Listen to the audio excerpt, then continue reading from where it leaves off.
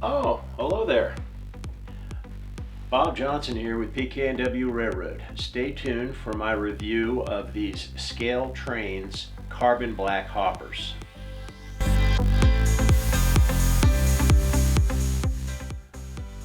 Bob Johnson here with PKNW Railroad, coming to you with another video. Today I'm going to be reviewing some ScaleTrains carbon black hopper cars. I ordered two different series, HO scale.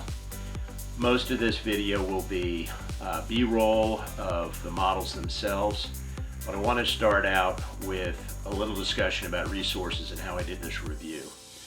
If you're not already using railroadpicturearchives.net, rrpicturearchives.net, and I will include a banner below me here with that, and I'll also include it in the show notes.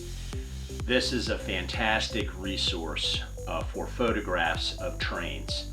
There are almost 5 million, that's right, 5 million photographs of trains on this site. All U.S. trains, I'm pretty sure. About 180,000 locomotives are pictured, well over a million freight cars are pictured, and of course many of them there are numerous photographs of them at different times during their service life, which can be very helpful. And I utilized rrpicturearchives.net pretty extensively in reviewing these ScaleTrains products to see how accurate they are.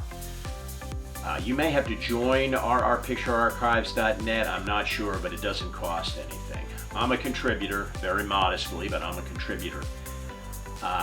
And because of that, and also because we should just generally respect the intellectual property rights of others, that's one of the foundations of our country, and what makes our country great is respecting each other's rights.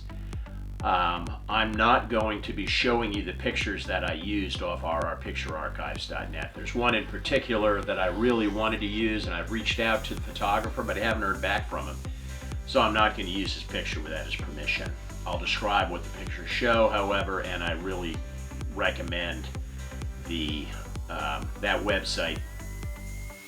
It's a great resource if you're modeling the prototype, or you're just looking for weathering patterns on a particular style of car or a particular color of car. You can search by almost anything. It was really easy to go onto the site and search for SRCX 930 and find pictures of that exact car. So, wonderful resource. So let's get on with the review. First, carbon black. If you're not familiar with carbon black and what that is, it's a byproduct of the petroleum industry.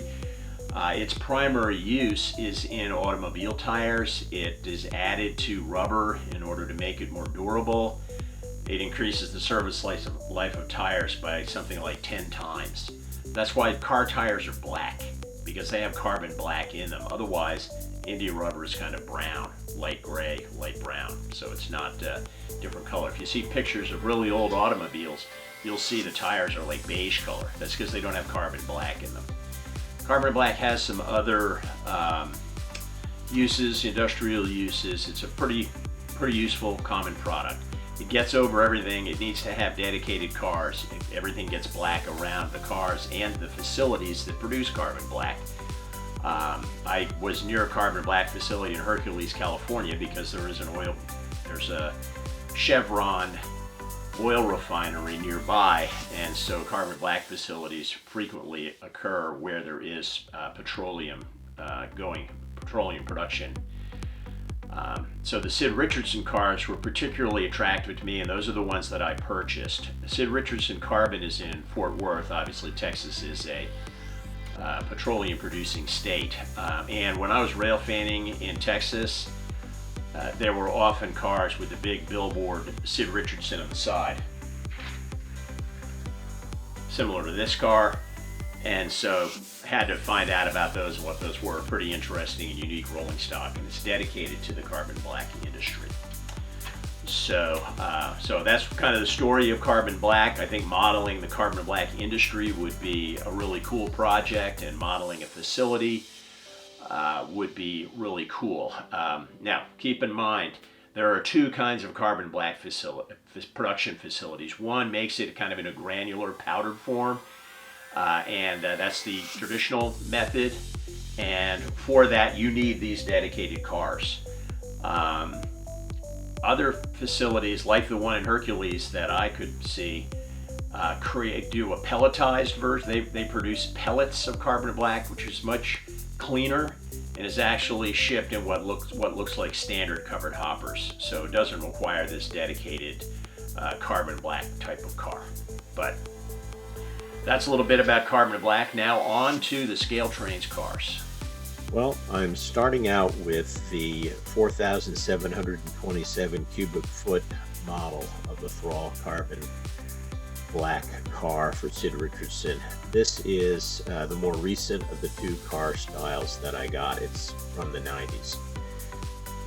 These are Rivet counter models from ScaleTrains, and they're just exquisite. You can see the amount of underbody detail is amazing. See-through roof walk, see-through end platforms, incredible plumbing hardware on there. I'm not an expert on that stuff, but it's hard to imagine wanting to add any more detail on there.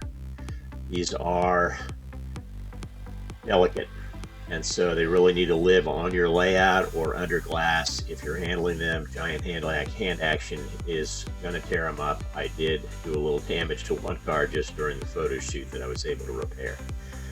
Now I got one version, as you see here, that has this conspicuity tape on it, and the other that does not. I didn't really notice that was going to happen, but I found no inaccuracies in these cars when comparing them to photos on railroadpicturearchives.net. But again, just exquisite, as you can see. Really nothing beautiful. The air hose at the end has got beautiful detailing. It's just a striking model. This is just to show you that the other model car that I got is gray, not black. I think that's an attempt to show weathering. We'll cover a little bit more of that later. Again, you can see this is got the conspicuity striping on it, so it's good for modern era use, and the roof walk and end platforms have all been painted. They're still see-through, but they've been painted to assist in weathering, I think. I should note that both of these cars, or at least one of these cars, comes with a packet of roller bearing caps. I guess those potentially fall off. Here you can see the underside of the car, and just like the earlier version, this larger but older model from the 70s, which is still in use obviously, has got a tremendous amount of underbody detailing, really nice couplers, just awesome. Here you can see to full effect the kind of weathering that they've tried to accomplish here. The letters appear to be a little bit chipped.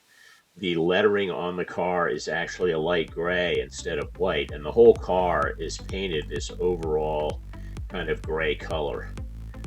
Notice the little spigots on the side of the car for testing the carbon black inside the car. Nice detail, something unique to these cars, and so very well done by ScaleTrains as usual. But just a spectacular car.